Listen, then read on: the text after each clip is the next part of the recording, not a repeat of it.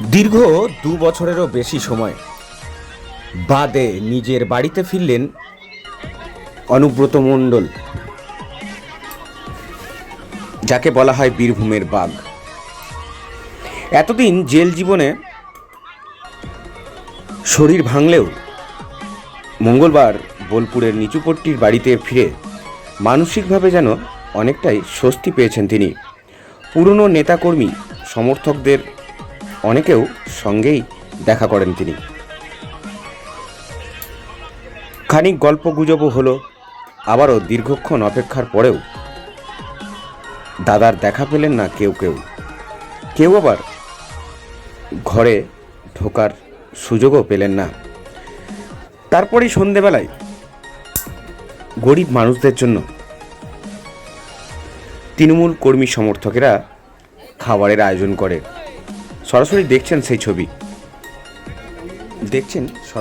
ছবি। অনুব্রত মণ্ডল বাড়িতে ফেরায় বেজায় খুশি কর্মী সমর্থকরা।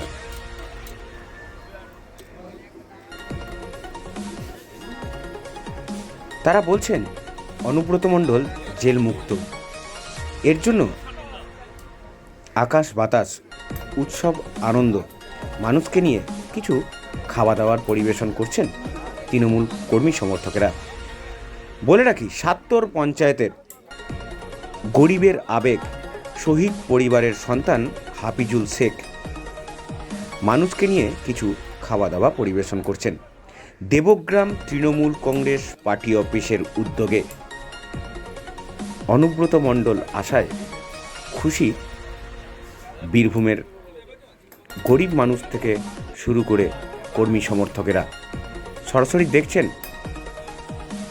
সেই ছবি ৭০ গ্রাম পঞ্চায়েতের দেবগ্রাম তৃণমূল কংগ্রেসের পার্টি অফিসে গতকালকের গরিব মানুষদেরকে খাওয়া দাওয়া করাচ্ছেন শহীদ পরিবারের সন্তান হাফিজুল শেখ। পরবর্তী খবরের জন্য অবশ্যই চোখ রাখুন ডেলি নিউজের পর্দায়। বোলপুর থেকে যিশু পরামানিকের রিপোর্ট, ডেলি নিউজ।